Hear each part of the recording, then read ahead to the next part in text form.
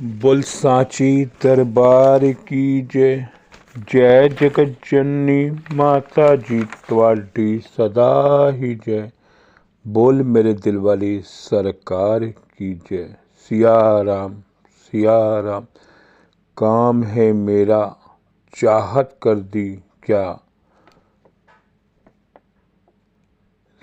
सरल से सदा पर्दा हटाना तेरा काम है।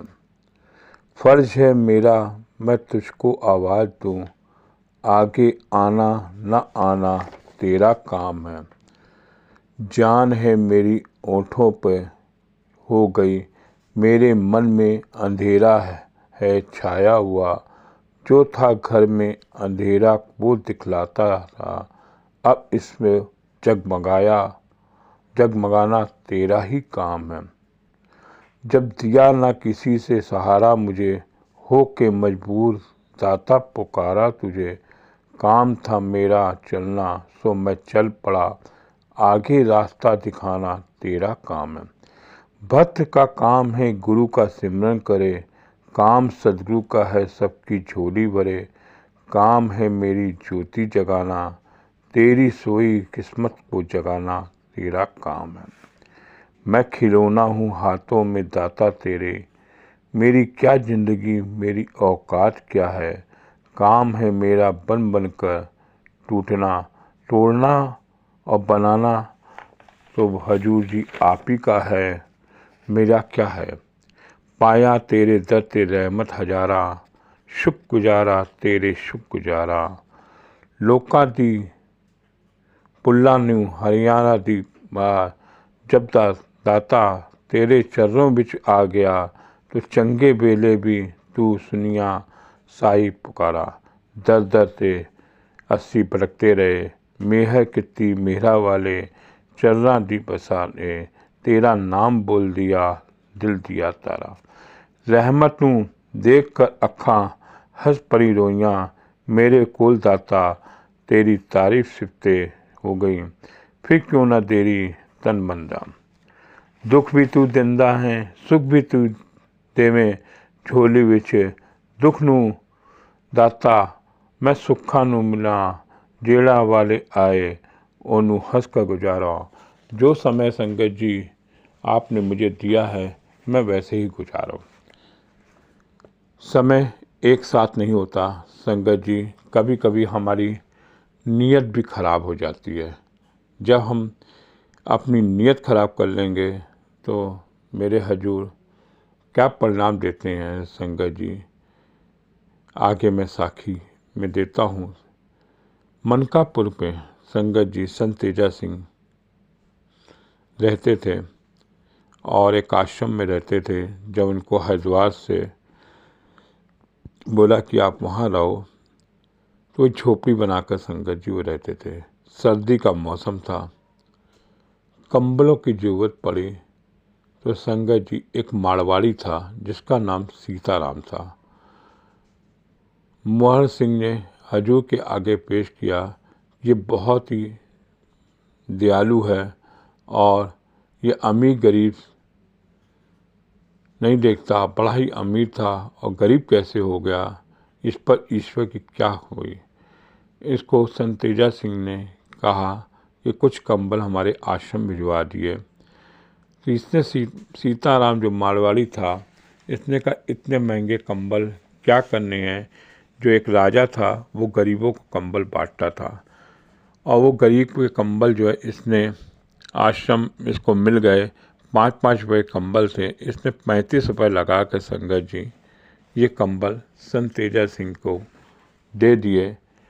और देखिए इसके अंदर एक बेईमानी आ गई और इसने जो है उसके कंबल को संगत जी महंगे रेट पे लगा के दे दिए। अब मेरे हजूर की करामात देखिए कि आगे क्या होता है।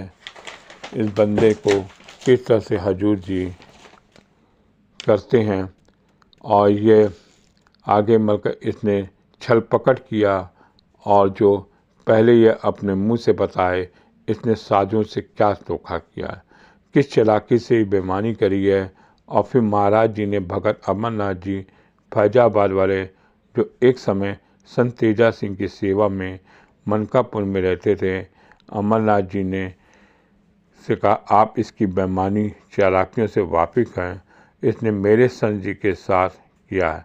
भगत अमरनाथ जी बोले, हजूर जी, पिछले वर्ष सर्दियों की बात थी और बलदेव सिंह जो संत सेवा सिंह के हाजी में रहते थे 10 कंबल भेंटा करने के लिए विनती करी, जो मंजूर हो गई। इसने खजांची को बुलाया और 10 कंबल जो बने थे, ये प्रत्येक कंबल की कीमत इसने 35 रुपये रखी थी, संत जी के आश्रम में भिजवा दी।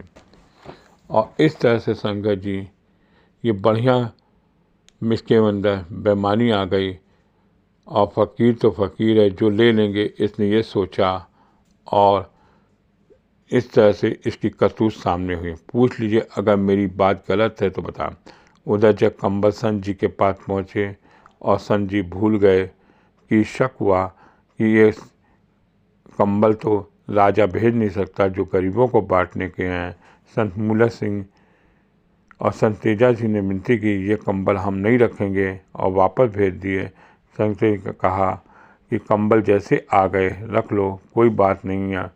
संत मूला सिंह ने कहा, मुझे कुछ गड़बड़ नज़र आ रही है, इतना बड़ा धोखा हो रहा है, ऐसा कंबल मैं नहीं रखता। भगत अमरनाथ जी ने हजूर जी को बता रहे हैं कि संत जी की एक चिट्ठी मुझसे लिखवाई, कि संत जी ने लिखवाया कि इस तरह से हमारे साथ एक बहुत बड़ा धोखा हुआ है,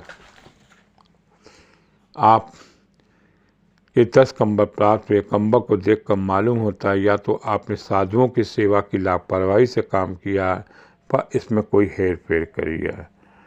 और नीचे संत तेजा सिंह। भगत अमरनाथ जी ने हजूर जी से कह रहे हैं, महाराज यह तो मोहन सिंह सुनो, ईश्वर का कानून है कि गुरबाणी में लिखा है, मेरी बांधी भगत छुड़ावे, बाधे भगत ना छुड़ाए। इसलिए मैं अपने संतों को वचन टाल नहीं सकता, गुरुवाणी के वचन में झुटला नहीं सकता, शिष्य के जलाए हुए गुरु हरा नहीं सकता, ये कुदरत का कान है। अब इससे पूछो क्या ये सच है। इस पर मोहन सिंह ने जब सीताराम जी को तो देखे तो दहाड़ दहाड़ कर रोने लगा, कहने लगा, मेरी बुद्धि मारी गई थी, धन के लालच में मैंने ये कार्य कर दिया है। हजूर जी से विनती करी, मुझे माफ़ कर दो, मैं अपना गुनाह कबूलता हूँ, मैं कंगाल हो जाऊँगा, मुझे रहने दीजिए।